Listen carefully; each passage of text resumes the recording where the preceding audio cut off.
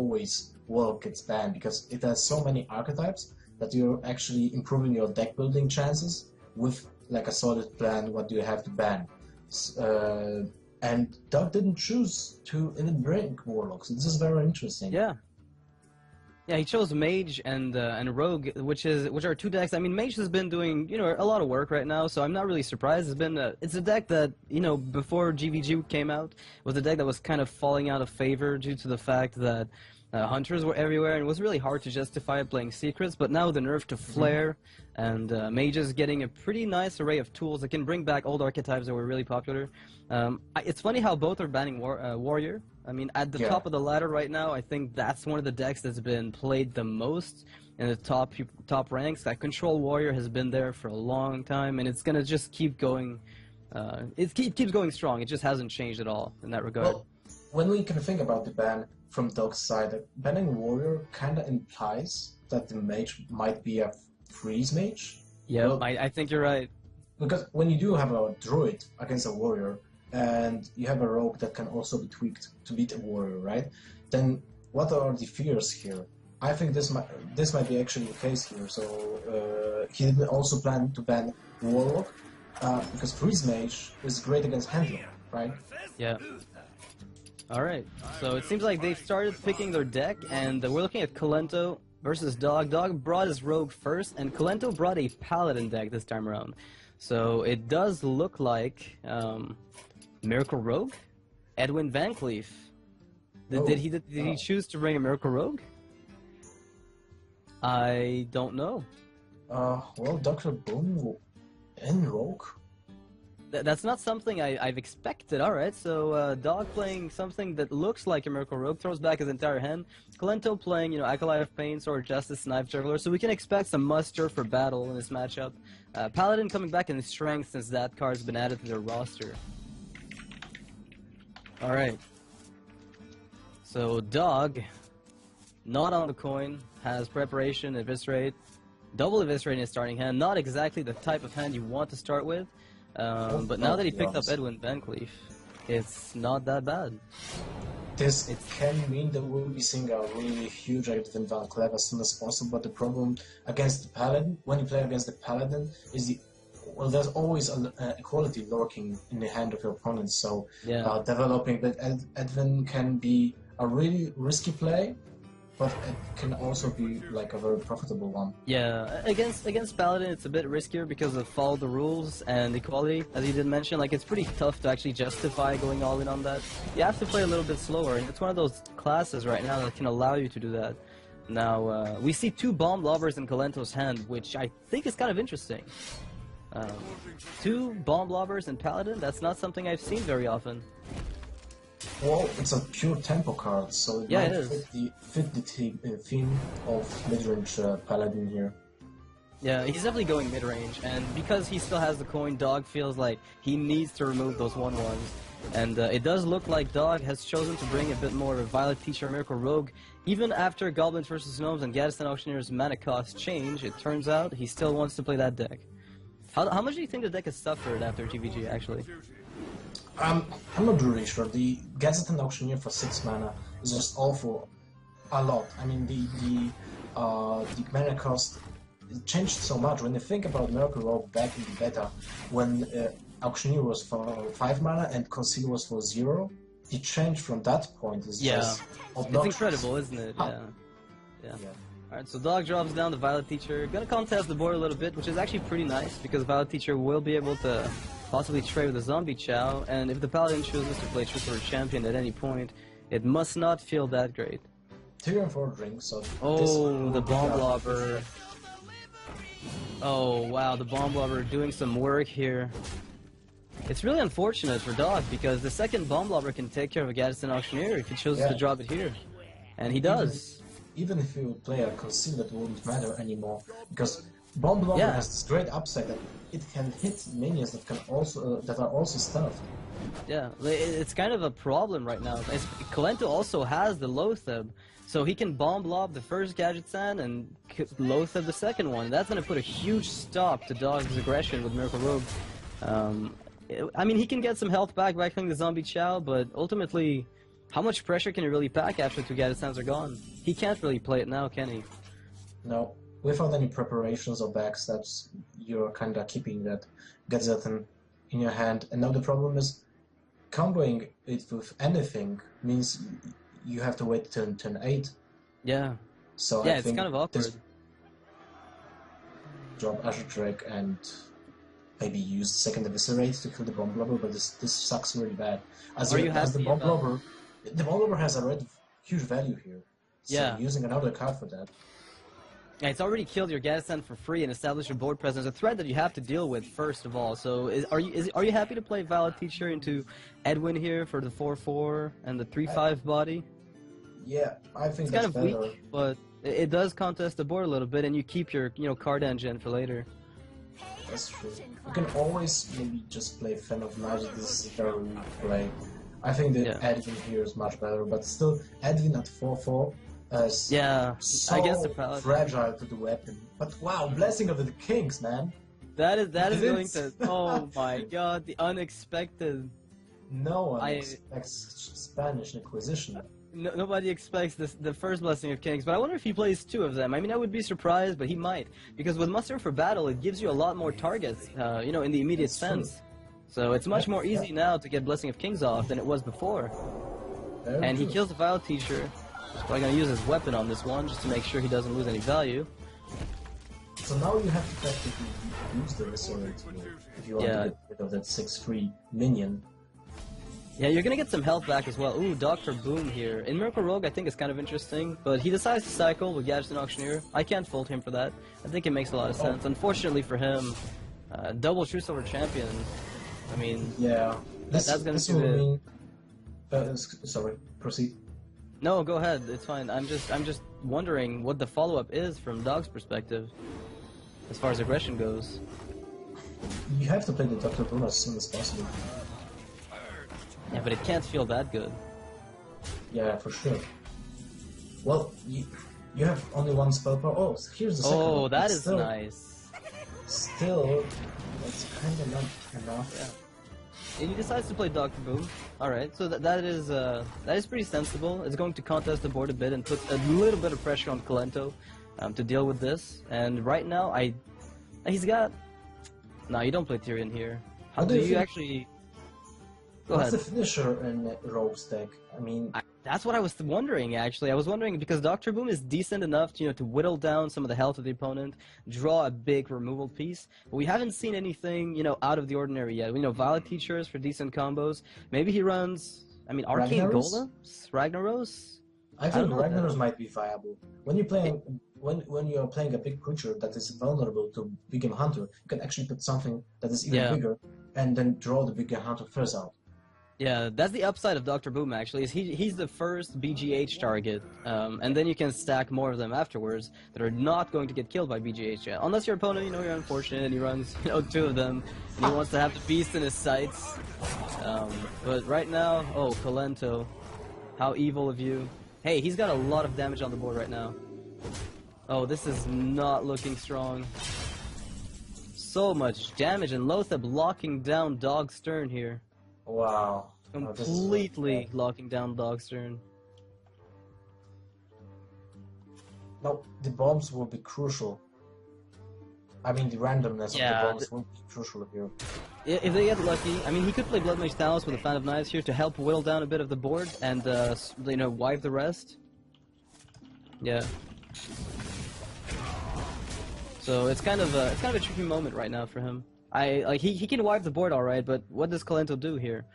If he has Consecration, it's gonna be a bit dreadful. Oh, he top decks the Aldor Peacekeeper. Nicely done here. That is a nice top deck. He runs Sabotage. Oh wow. No way. Nice. I like Sabotage. I've always loved that card, but it's not the one you expect most people to play. So right now, Sabotage. If Tyrion is killed, that Ashbringer is gone. Do you wait for Tyrion to use Sabotage, or do you kill the True Silver's second charge? Well, Sabotage is not capable of killing Tyrion and The weapon, Ashbringer yeah, at it's the one. same It's one or time. the other. You'd have to Yeah, kill Tyrion yeah. first, and then remove the weapon. This might But be he's a already problem. used to Eviscerates. When you're playing Sabotage, why do you ban a class that is using weapons. That's I know. I find it odd because I mean I don't know. He's probably running only the one because two of them might be a bit overkill. But it's a pretty good tech Yeah, card that's against for sure. Control Warrior. As you said, you know you can tech Miracle Rogue to deal with Control Warrior, and I think Sabotage is one of those specific cards that does that super well. All right, Kalento decides to go for the face here. I believe, unless I'm mistaken. No, he does go for the face and deals 4 damage to Valera. That's a bit. So going on full-on aggression here on Dog. Unfortunately for him, Mazur Drake and Blood Mage with Fan of Knives will make short work of this board. Oh, this is some value here. Yeah, there's a lot of, now the Rogue could swing back. She's got a sick board. There's no board wipes in Kalento's hand. The problem with Paladin is that you have almost no possibilities when it comes to burst damage apart from weapons. So you're very limited to a situation where you actually give up your board position and just go face like the last time, last turn from Kalento here. So Yeah. he's in a bad spot, a really bad spot. Yeah, the Acolyte of Pain, actually he can't afford playing the Acolyte of Pain. It's going to be way too dangerous. Now unfortunately for him, the sap is going to delay the ability of Tyrion to actually control the board by at least 1 turn. And the SI7 agent and the backstab can deal with the shielded mini-bot very effectively. A little bit problematic here. Indeed, yeah. That is and this is really troublesome for Kalento. He has to replay Tyrion on the following turn, and wouldn't you first sacrifice the fireworks? Oh yeah, he's that. Yeah, first he's doing it. Oh, heal anti-kill bot. I like that. I love this deck card here. Now Kalento must not be feeling too good about his chances to whittle down the health of Dog and Zombie Chow. That's no help. That's no an awful help. draw. That's Not the really best. awful. Alright, so looking at this board, we know that Tyrion Forging can be killed by just using the board, or a combination of backstabs, and then Sabotage would kill the Ashbringer. Yeah, exactly. This will be, another sap. No. Oh, the plays. Oh, RNG, why art thou so cruel? Oh, this is unfair. Yeah. Alright, Deadly Poison. Deadly Poison with Bloody Fury is ready, and you can just go face and to play when you played Flurry now for 4. Yeah. I mean, you can Sabotage Tyrion if he gets replayed, so it should, and you can backstab the 1/1 of the options that you need to. I mean, he has to replay Tyrion again here, doesn't he? Yep. For sure. That's the only he does. option. Yeah, just maybe survive, but you're at 6 points of health. There's 10, 13 points of damage. Oh, there's a Ragnaros. There's the Ragnaros, as predicted. I like this Miracle Rogue deck. A lot of late game threats. Not something you see very frequently in Rogue, but that actually brings up the point of why ban Control Warrior, right? You did bring that up, but it does seem to be even weirder to me right now. Since I do feel like this deck could have a decent matchup against it, or is it not aggressive enough? I don't know. All right, that's game. It depends on also the free drops. Like, if there are some Shade of Extras, the matchup versus War will be really good, but I don't think he can fit all of those cards in one deck with really 30 cards. Yeah, with Dr. Boon, Ragnaros, Sabotage, that's a lot of tech cards already in here. Well, not tech, so much. Will be, this rogue will be played in the next match, and Kalento will be using something different. I'm really not sure which deck would you use against this type of rogue. Well, I'm Kalento not familiar did not with Kalento's decks, because we don't know the deck list. I mean, I've seen a lot of Demon Warlock come back, like Demon variations on Handlock, or just straight up Handlock, right? It's a very strong deck right now, so that's definitely a thing he could be playing. He's also got the Shaman left. A lot of tempo, Shaman is a very tempo-heavy deck, so you've seen a lot of that in the past. Mech Shaman was in the qualifiers. I forgot who was playing that. I believe it might have been Green Sheep that brought Mech Shaman, I believe, and he did pretty well with it. It was actually surprising the amount of damage he managed to put out. And he was abusing the removal of Shaman to actually, compound the advantage of the tempo that mechs give. So that was kind of interesting. Alright. So, also guys, I'd like to point out, there's a raffle going on here by Matt Cass, the organizer of the Battle of the Best. But I heard... You're lagging a little bit here, Lothar.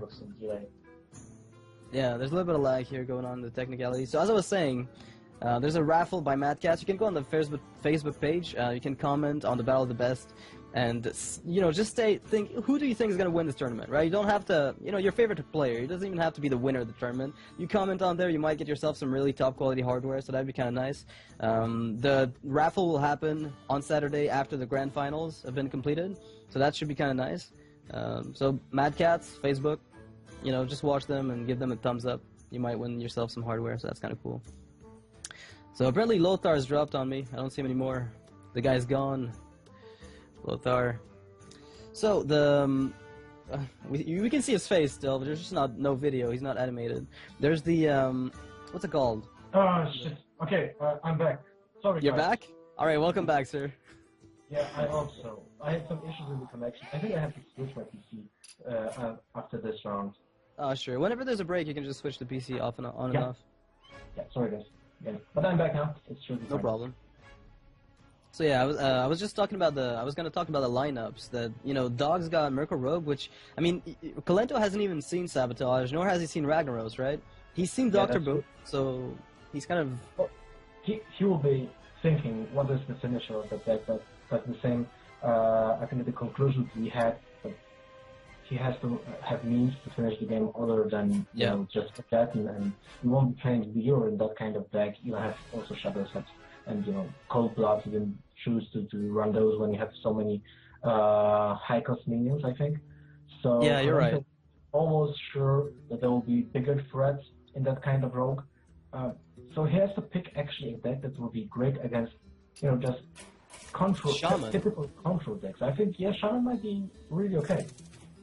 All right, that could be kind of a decent pick here because he does have hexes for the big minion. He picks Handlock or Warlock rather. I don't know which type.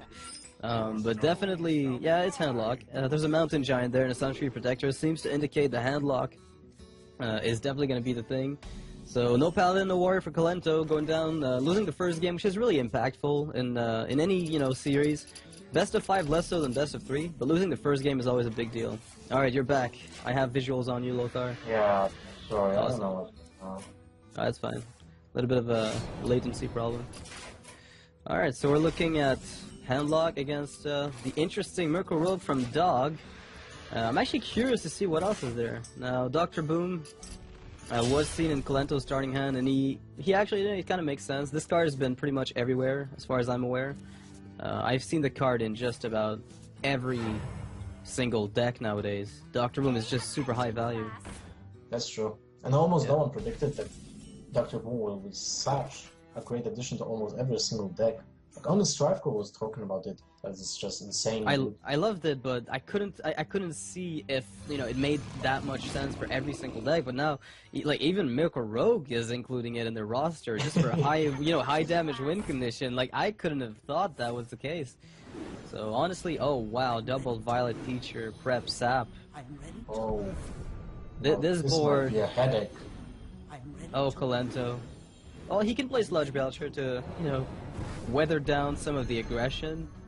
But it's still a really great spot to be in. You have 2 Violet Teachers with no immediate response. Yeah, this is very powerful here. The 2 spells that were used for those Violet Teachers acted like one Cold Blood, actually. At the moment, yeah, you have 4 minions on board, so they're kind of split apart. They're not. It's not like you have all your eggs in one basket, right? Like it's one damage, exactly. 1 damage. You can use them individually to get as much value out of them as you can. So Kalento drops the Ancient Watcher and the Mountain Giant, trying to stop some of the onslaught the Dog is putting. The Ancient Watcher will be used for Shadow Flame if needed next turn. Yeah, but do you think Dog will predict that? Because he could still play some kind of interesting, Shiv Eviscerate if he wanted to kill a Giant, and maybe even trade into the 4/5. The problem is that doesn't really play around Mortal Coil, so that could be a bit problematic, I'd imagine. You can't really play around Mortal Coil at this point, I think. Yeah, I mean, if he had it, he would have played on one of the 1/1s, perhaps. I don't know. I like his position, however. I'll be honest. Yeah, for sure. The spells. You have to use the tokens that you're generating each turn because there are so many of them. You will clog your board just easily with any kind of spell you have there. Yep. Oh, I didn't see his weapon actually on this screen. Yeah, no, he had one. Yeah, I didn't see the weapon in his hand. I didn't see him equip it at all. I don't know why. It must have been like a little bit display problem in spectator mode. But the Ancient Watcher is gonna wipe the board here. This is. Well, almost wipe it. Yeah, there's gonna be like 2 level 1 ones. No Mortal Coil for Kalento. I don't know if he runs them. Do you think that does every handlock? Like I've seen pretty much every handlock still run them, but I wouldn't doubt that some versions have swapped one out. Like it's not uncommon. Well, Mortal Coils were always the spot that you can actually change in the Warlock deck for something more powerful. But, well, the meta changed back to 2 Mortal Coils some time ago, and now when your metagame is really unpredictable, I think more players are inclined to use some more impactful cards instead. So we might see actually no Mortal Coils or just 1 Mortal Coil. It's one of those cards that's been varying a lot as far as its presence in the handlock deck. It's basically like, you know, sometimes 2 Siphon Souls used to be the case a while back, and it was standard for a while, and then some people tuned those out. They modified it for like a Black Knight. Some really awkward cards that have a similar function, but not necessarily the exact same. Yeah, that's true. Now, the problem with the Rogue spells here is you can use the Shift and Eviscerate to kill the Ancient Watcher to prevent any shenanigans next turn with maybe a second Shadow Flame, but the problem is when you use a Eviscerate for just killing a minion, you are robbing yourself from any kind of finisher that your reach is much lower, you're right. Yeah, your reach is really low. Yeah, because you can't use it on the face, because one of the strengths of those spells is that it bypasses taunts, obviously, so the idea is to use them on the enemy's face when he least expects it, but he does have Dr. Boom and Ragnaros in hand, which could be very, very impactful in this moment. Like, they could act as pseudo-eviscerates. But as you can tell here, he's hesitating. Does he eviscerate this, or does he dagger up and trade with one of the Violet Teachers, perhaps? Well, I wouldn't eviscerate for sure. I would just... If I didn't see the hand of the Warlock, I would just leave the Ancient Watcher there, just go face. Okay, well, so he shivs the Ancient Watcher. Yeah. Alright. Maybe he should actually shift face, but he wanted to draw first. Understandably. I mean, I can see why he did that. Well, if he actually would shift... Yeah, if he actually would shift face, then he would have an board to kill the Ancient Watcher, because he would play the Felnose and backstep for 3 and 2 minions to... Oh no, wait, no, generated this turn. No. There would have been no...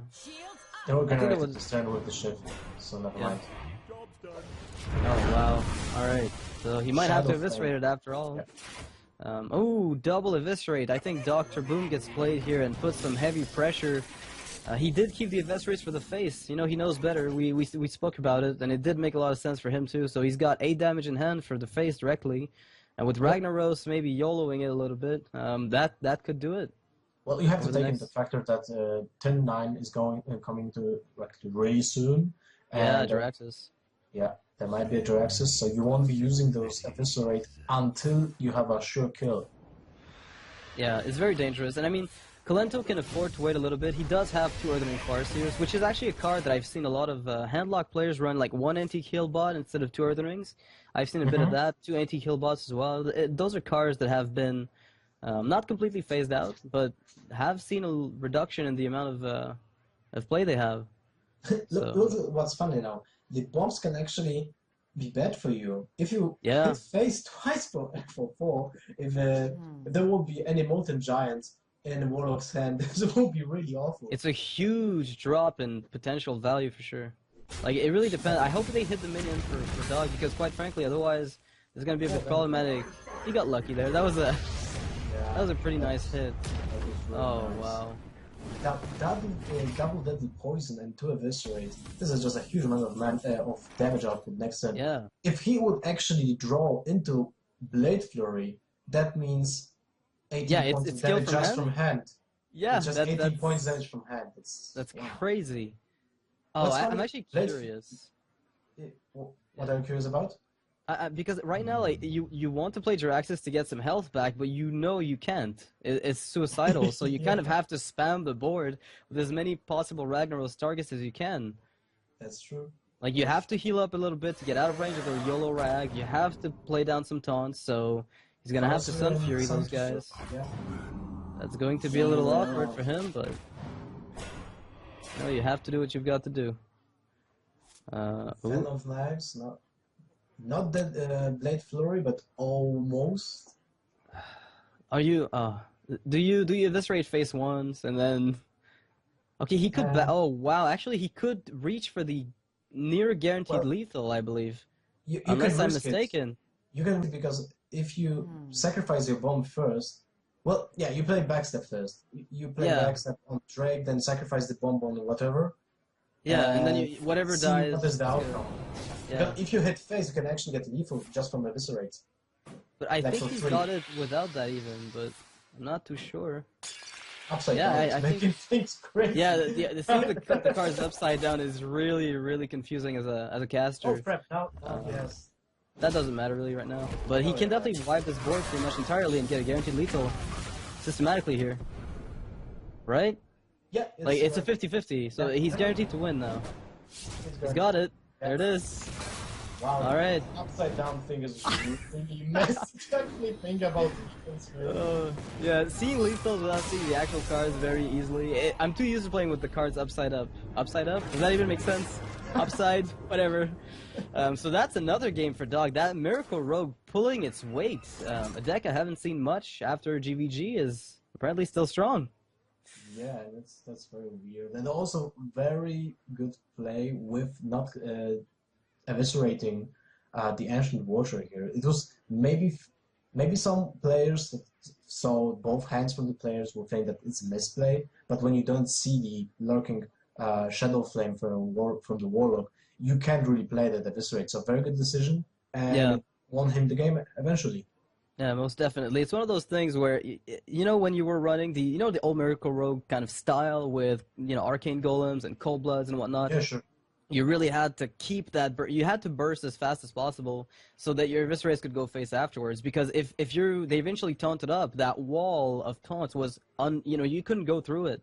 Unless you were playing some really, you got lucky with your saps and whatnot. So it was really tricky, but with Ragnaros and Dr. Boom, that gives the Miracle Rogue a lot more reach to the face through decks that run taunts and whatnot. And so far, that deck has been working wonders. Yeah, well, Dr. Boom is actually really a good addition here because it acts like an additional, just eviscerates or maybe backstabs, whatever. It's just insanely good in this situation when you have such a wide array of spells that can finish off any kind of creatures or just go face. That's really valuable addition to the Miracle Rogue deck. Yeah, it's kind of a weird. It's a deck I didn't expect Dr. Boom to go in, as I mentioned, but the amount of damage you get for free out of Dr. Boom, and the fact that he forces hard removal, being what he is, 7/7, forces. You can't let 7 damage sit on the board. It's way too dangerous. And if you do, hard remove him, then there are bigger threats in the game that you also want to hard remove. So how much, hard removal do you pack in your deck? If you expect them in a game filled with stuff like this, is Control Warrior the only deck that can actually, kind of tone down the aggression from those cards? Yep. Well, the problem is Kalento did use the Siphon Soul right before Ragnarok. Yeah, just before Rag, because he hadn't seen Rag in the previous game, right? Yeah. He'd seen the Dr. Boom. And you can't really play around it. Exactly. You don't know that he's gonna run it. All right, so looks like Kalento's going for Shaman this time around. Maybe the 2 hexes will carry him a little bit further. That'd be nice. All right, Dog's hand looking pretty good. Really good starting hand. The agent itself is just wow, my hand is great against the Shaman, right? Yeah, you're just happy to get something you can kill a totem with. All right, Neptulon with Power Mace and Kalento's hand. That's all.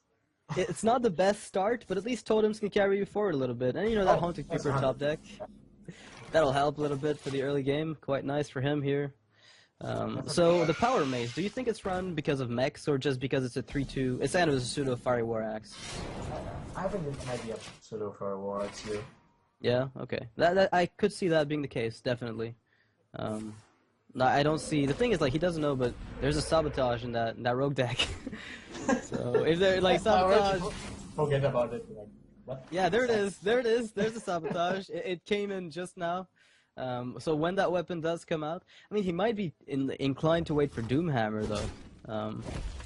You know, you have to wait for Doomhammer to sabotage, or is the metagame so hectic post-GVG that you just use it on whatever you see first? I think you can't be greedy unless you're sure that there's a Doomhammer in your opponent hand. The problem when you're playing against Shaman, that he is a really strong tempo build. So Yeah. if you don't remove any kind of answers as soon as possible, you might be dead. Yeah, that's true. And we've seen Alex Straza in Dog's deck. Apparently, this reminds me of Tares. You remember Tares, Miracle Rogue, a while back, who was running, you know, the Alex Straza and I forget, a Sprint, I believe. So it seems like Dr. Boom made its way instead of Sprint, and Rag got added, and they cut some of the more bursty auto attack the face, like Leroy / Arcane Golems. So this is looking a bit similar to that, and I like that style of It Miracle really Rogue. reminds me of the early beta when we were playing with anything and Anything, yeah. my like favorite deck apart from Control Hunter was Rogue with Ragnaros and Shadow Steps just for being used as a toolbox for Beacon Hunters, Black Knights, and all those Battlecry minions. So Yeah. Temple Rogue was really fun, actually. Temple Rogue was one of the most fun decks in the history of Hearthstone, and it seems like more and more as time passes, Miracle Rogue is becoming more and more tempo-based, right? It's got a lot more minions in it than it used initially. Initially, the deck was basically pure spells. All spells and just one Gadget two Gadget Sands, and you just carried on the back of it when you found it. And as time's passed, it's been Violet Teachers included, a lot of other stuff that was really not in the core design of the deck. It's been kind of that's nice, very honestly. true. Oh, the problem with the Rogue is that he didn't draw any kind of board clears yet, and those will be the MVPs against Shaman. Yeah, but he's got a Gadget coin and double prep and a prep in hand, so there could be, like, if he goes Gadget auction your coin, prep sabotage, that's a lot of card draw. He could get a Blade Flurry, which would be very good for him right now. I think Kalento has to kill the... Yeah, you just play the File Mental, I think. I would, but I don't know if he'd rather keep it and not lose it to a board wipe. There's a possibility that he expects Dog to wipe the board very quickly, and he's gonna get an extra card draw from the Manatite Totem. But now you're even more vulnerable to a board clear. Well, it doesn't really matter, because Shaman is so far ahead. At the moment, yes, definitely. And, you know, Dog's got to be curious, you know, does this guy run Bloodlust? Because there is a possibility that Bloodlust is run as a one-of in Kalento's deck. We don't know that yet. I mean, the decks haven't been... There's no established metagame just yet. And, you know, Power Mace might indicate, you know, a mech or tempo deck that didn't draw super well, let's say. So maybe Bloodlust is in that range. Let's talk about the rogue options here. I think if you play two Blade Flurries, you have to risk and play Gadget and prep. I mean, Gadget and coin, you have one draw, then prep, a second one, and maybe draw into the Blade Flurry, because there's so many minions out there, and you have like 6 points of damage. He decides not to do that, but there's no Fan of Knives in his hand either, so... So why would you play even the Drake? Dude, I don't know, It feels like he doesn't feel threatened yet. He doesn't feel like he's about to die, so he's gonna have to try to eviscerate that Flame Tongue Totem so he doesn't take too much damage. That mitigates a lot of damage from the board, in the immediate sense, but it still doesn't help him recover. Yeah, it's still 5 damage from the board, and you know that easily with 7 mana, even the worst combination is like Lightning Bolt or Rock Biter, and an example, Final Metal. So that's 11 points of damage. We'll be at 3. And Alex Straza Anti-Killbot will not save you. Like, you're 3 turns away from Alex Straza. So he might be feeling a bit safe here because he doesn't expect the burst. But then again, as you said, you know, Shaman has a lot of reach potential. It's one of those things with that deck, you know, they can lava burst your face out of nowhere, and suddenly you're down to nearly no health at all. But Kalento decides to trade again, plays a Fire Elemental. He's gonna get some nice card draw here. Yeah. If Shaman actually draws more than 2 cards from the Water Elemental, it's pure value. It's already over, I think. It's like most of the stations like, oh, I just lost. Shaman has so much value. Does not target. Yep. So it's going to be random here. So do you have to try to sabotage or hope for Blade Flurry top decks? Or now you have to play the Gazettan, but you lost your coin and you have 1 mana remaining, and I'm Oh, the almost sap. The sure sap. I'm almost sure that Dog is not running any kind of 1 mana spells. Yeah. Now let's see if the RNG favors him. Oh wow! Oh Oh, he no! chose a stone claw. This is devastating. This is the worst possible outcome. Is it end of the game? No, Not it's yet, not yet, but not it could yet. be. Like any kind Yeah. of spell that deals 2 damage or maybe 1. So crackle. Defender of Argus will give +2, so there's 7, 8 there, plus Rock Biter. That's a total of, 11 damage. He's one off lethal Plus again. why? Well, you can try to draw into crackle. Like if you play Yeah, Azure Drake, with the Drake. you have still 1 mana for the Rock Biter, and if you draw the crackle, you win. So Yeah, immediately. So that would be. and you are 26 points of life. If you don't draw the crackle, you can just kill off the Gazettin. Yeah, and you don't expect any burst from that deck because as we've already seen, Dog's deck is very, heavy minions. That's pretty much what he's running most of the time. So you don't expect, Leroy, Shadow Step, or Arcane Golem, Cold Blood, Shadow Step, Cold Blood. Like you don't expect any of that stuff. It's going to be straight up trying to out tempo you. And right now as a shaman, you have the tempo, so you're not too worried. I don't think. That's very true. That's how the shaman works. Yep. Now Dog in a really tricky position. Anti-heal bot could help, but how much really? Another prep, but the Gaddison has been silenced. That's awful, man. That's really awful, and I think the Gazetton should be played early on, but now you Instead just of the Drake. lost so much. Yeah, so much tempo is being lost. Even the Sap is a great play right now, even for a like Fire Elemental? for the Golem even. It's like. Yeah, you have to at least remove some stuff on the board. Like, removing 2 minions is fine. Do you... No, you can't. I mean, you'd have to get lucky with your prep Shiv to get anything done, right? Like, if you prep Shiv, you'd you're have just to... dead. There's no way you can pull off this game. Yeah, I mean, he's got, like, Strata for healing purposes, right? Oh, the look, there's the Crackle. crackle. Oh, that's going to hurt. 6, 7, 8. So this guy's on 4 health, 5 health. There's a second weapon. Oh, it's over. It's over. Power Mace. Never mind. What am I Power talking about? Mace and the Rock Biter, that crackle didn't even matter. Why am I calculating damage? What am I doing here? Yeah, never mind. This game is over. So that was a really nice, nice play here from Kalento. Like, he's using Power Maces. He's got Harvest Golem, so they can have some value. And he takes the 3rd game after all. Losing his 2 first decks, Paladin and Warlock, to this Rogue. Figured it out. Realized, let's go Shaman, tempo this guy out. My Shaman can out-tempo your Rogue, so... Yep, Dog's deck goes down. So now Dog will use Mage, for sure. Yeah, most use definitely. Druid against the Shaman, that's almost always a really awful matchup. But what is his Mage, right? That's the question. Like, well, Mech Mage... I'm not sure. Well, he banned the Warrior, right? So I was talking before about the Freeze Mage, but you're right. Freeze Mage against Shaman? Yeah, that's decent. Depending on how much freeze you've got, but I'm pretty sure that's it just. also depends on the build of the shaman. If he has like a Doomhammer and Rock Biters you, then you just lose without. Yeah, but that's one of those risks, right? I mean, Kalento's not running Burst Shaman as we've seen, right? I haven't seen any Lava Burst. I've seen 1 Crackle. I don't know about 2. So. Crackle can win games by itself. You just drop 6 points of damage for 2 mana for practically free. But if you use it as a finisher, then it counts for 2, so you can squeeze it so much easier in the mana cure for the shaman. That's a problem with 3 point with spells for 3 points of mana. Like an example, spectral wolves, right? They don't fit any single turn, well, every turn. So Crackle is at the middle of that road, and it fits almost every single turn. That's so insane. It's like a hero power, right? Sometimes you want to use your hero power as a curve filler, and basically that's what the Crackle does. It costs the exact same amount of mana. So Dog decides to pick Druid, actually, so that's interesting. Okay. That's very interesting. Maybe he just wants to maybe win with his Wars deck in this matchup, just not to show the Mage first. Yeah, if he can't avoid showing the Mage, then maybe that's what he wants. So if he can win with this one... I mean, he can afford throwing the deck away, right? It doesn't really matter to him. Maybe it's very standard. Oh, Mech Druid, you've got to be kidding. Wow, that's interesting. Definitely interesting.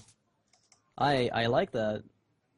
But Kalento's got a decent starting hand here on curve with Hunt Creepers and Wild Harvest Growth Golems. also. This is very interesting because we talked it in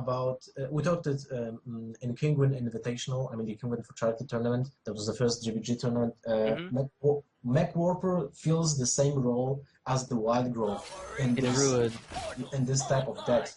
And you know, when you have 4 Wild Growths in a deck, well, that's kind of OP, right?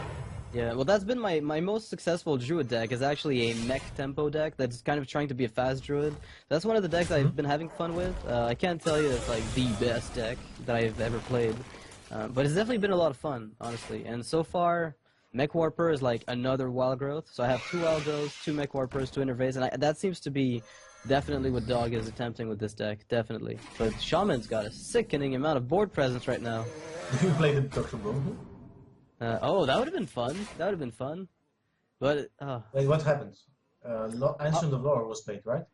No, it actually was the Azure Drake. It's on the right side of the screen. Oh, Somehow it's wow. bugged. Yeah, it's gone. We don't I see was it like, properly. what is happening here? Yeah, the Azure Drake is on the very far right.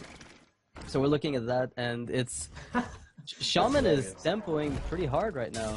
Got a lot of... Oh, wow, the Harvest Golem gets buffed up by the Power Mace dying, which buffs a random mech with +2/+2. Definitely a good one here. A Yeti for with a Kalento, death at least. Wow. That is sick. And now, do you innervate out, you know, the Shredder and the Spider Tank? Yeah, that feels good. Feels Dr. really Boom? awful, to be honest. You have to play Yeah. Dr. Boom. I think Dr. Boom last turn was so good. Last turn might have been a bit better, right? Yeah. Yeah. You just lost 1 point of mana because of that innervate this turn. Yeah, any play he had was overpaying, basically.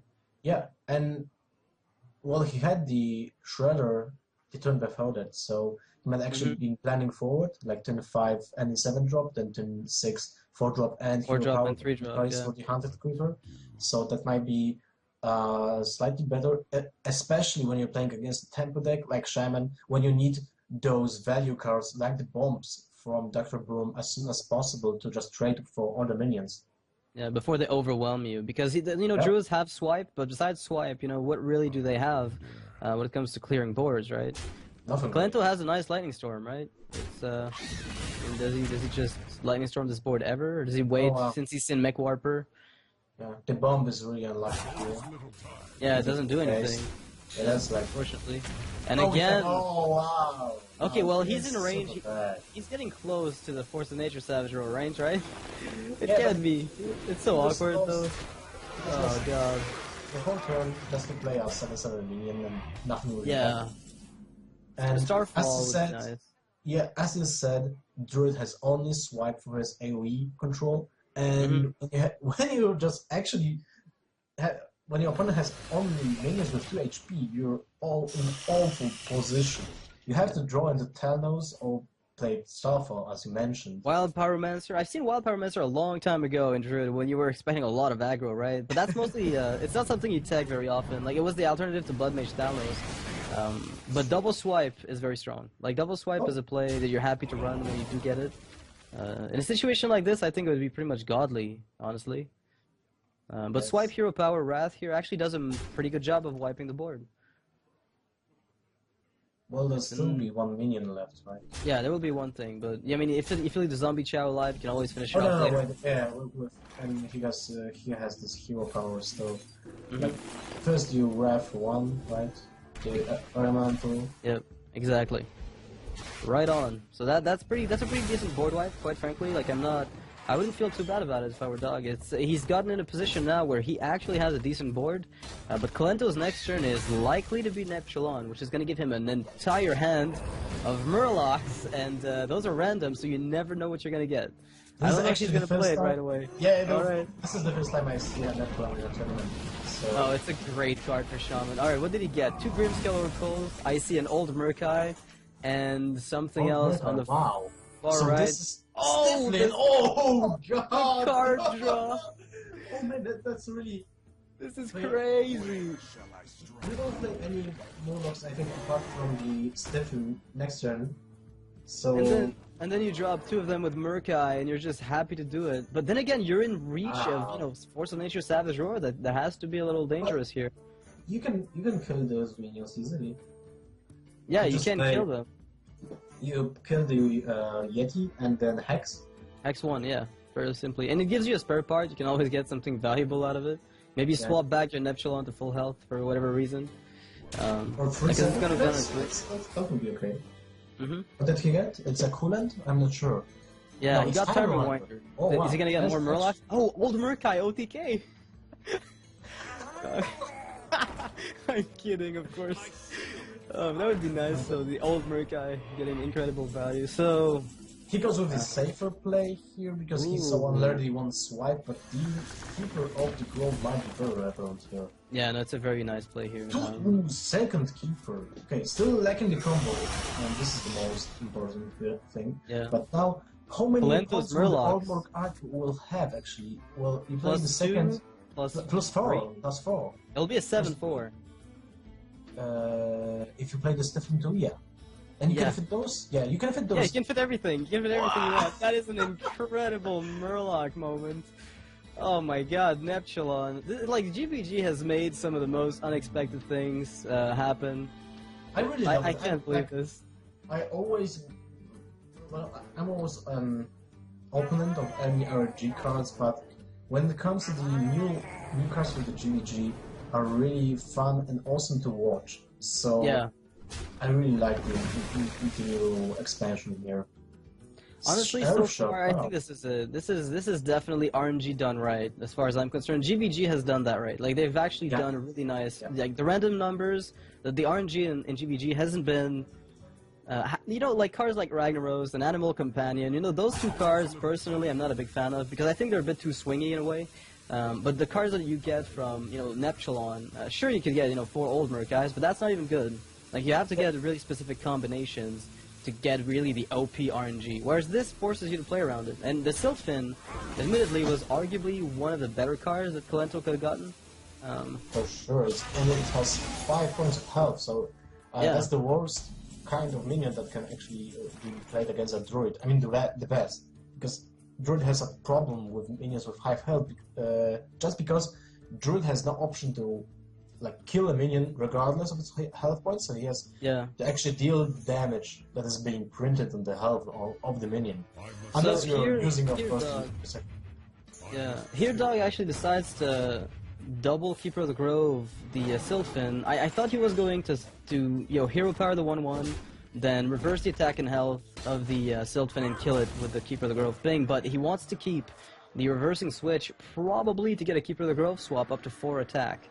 To maybe reach for a little bit more damage. I think that's what he's trying to do, because Double Keeper is probably trying to set up for some kind of damage, because he considered the reversing switch, but you know, Crazed Alchemist works like that, where if you switch the attack and health, it does it permanently. So even though the Grimscale Oracle only buffs you know, an aura effect, it would translate into permanent. Oh, Arcane Nullifier actually in Kalento's Shaman. That's nice with Power Maze. Do you think he dropped the wolves? No, a long time ago, in the times where Alpha and Beta were a thing for Hearthstone, the wolves were cut out of every mid-range Shaman deck because they overloaded you and denied your ability to tempo very effectively. So that is definitely a possibility. It's like Unbound Elemental and Harvest Golem, people preferring one over the other. It's kind of going in and out of fashion. But I've always preferred Harvest Golem. It seems to be the case that, you know, a lot of people also run their shamans with Harvest. So it is a call that I'm willing to make, cutting wolves in this deck. I think that's fine. This might be very good decision in this type of shaman. When you have also Neptune, which also causes overload, you don't have to be. You can cut cards that can overload too much. Exactly. Every single draw will mean that you will be off curve and you will suffer from tempo, loss. Tempo loss. Yeah, that's the big problem with, you know, overload. It's a mechanic that's designed that way, where Shaman has really nice board presence, mind you, but the overload is kind of the drawback you have to pay for. So you surrender future tempo for immediate one, and sometimes when that backfires, then you're falling behind way too quickly. So cutting the Feral Spirits can definitely be a good thing, especially with Spider Tanks in the metagame now. You know, there's a lot of 3-drops that kill it for free, and now you lose tempo for that, so it can be kind of problematic. Very true. Alright, Kalento wiping the board. Or trying to, at least. The miss. low roll on the Tinker Town Technician. If Force of Nature is top decked, is that it? I believe it is. Yeah, If Savage that's Warsaw is default, top but decked. no. He did draw Not the yet. white dwarfs, so that's not the combo. So there's No, no way of getting lethal this turn. Mm-hmm. But the stealth on the Drake could be really, really instrumental. That He could did be use really one nice. swipe, one rep, right? Yeah, there's one of each left in the deck right now. So Swipe would make short work of the current Void of the Shaman. Quite frankly, it would be very easy for Dog to wipe it. But a Lightning Storm with a Drake here could definitely change the tides if he rolls high on that Drake. That will be super important. Super. Yeah, it would be a really maybe game winning. Yeah, I'd go as far as saying it's game winning because he's on 15. Just and the Drake dies. Oh, wow. Right, He's so just out of Void is range. at 21. You're right. That's not the game winning at all. Oh, he has to go face and hope for the Savage War top deck now. Is that it? Or is he gonna still try to trade? He could kill the Drake and I'm go not face sure. for one. I think you got. Well, you didn't see any heal cards from Shaman, so you can actually go face, I think. Yeah. We don't expect any of those. Alright. 4/7. Wow, so that's a permanent. It's at least a board wipe. Yeah, this is Yeah, going to board. be... Swipe top deck is actually lethal now for Dog, so his Swipe and his Savage Roar are both going to help him win the game, because now his board is gone, so he's relying on whatever he can top deck, and there are no taunts for this turn at least. So he's got maybe one turn, because like Kalento, worst case scenario, could always hex his own minions to get a pseudo taunt for one turn, if he ever needs to get two of those at any point. So It's really at this easy. point of the game, I'm sure there are no spectral. Oh wow! Oh, the Savage Roar. And no Spectral Knights, I don't think. Wow. I wanted to tell about spectral wolves Wolves, yeah. for Shaman here because we didn't see them at all for 2 games, and we did see Defender of Argus and Nullifier. So. Yeah, so there's probably a cut there that was made. Mm-hmm. And if you think about it, Arcane Nullifier is pretty much a Spirit Wolf because it's giving you kind of almost 2/6 worth of stats, and they're untargetable.